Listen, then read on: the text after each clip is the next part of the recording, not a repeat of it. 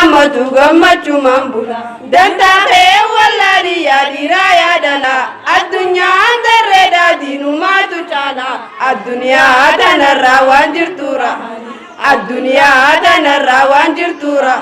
wadawa mangabu khansida jayani hawani shamarran kan duftani jirtan zabana heduda bashanna turtan alhamdulillah yarranu sirroitan alhamdulillah yarranu sirroitan namadin sabedu hunda gammachiftan ega kanga manne yonuri bachiftan abadan abada wallahi milkoitan abadan abada wallahi milkoitan akadini bulaya bole yang Kenya hundi dini sena jiratoni biya akandere fada hundi khaisaniya akandere fada hundi khaisaniya dini rajirada hamajiratani yo harama lati umri fitani guyagi amada irashenoitani guyagi amada irashenoitani hawani shamarran dini ma fakiftan ufata amanti mala fadiftani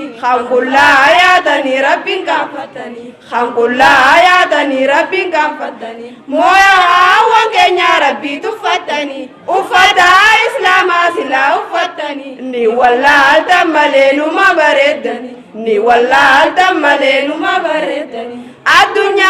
akhirat kasimil koitan laki saada taifu majirtani amanti islama yoni balfitani amanti islama yoni balfitani kharrabi simale hedu gabrotani akai singodu rabbi nigartani wana sidale damboru muratani wana sidale damboru muratani amani tumura nashida goti itizala gada wambaratani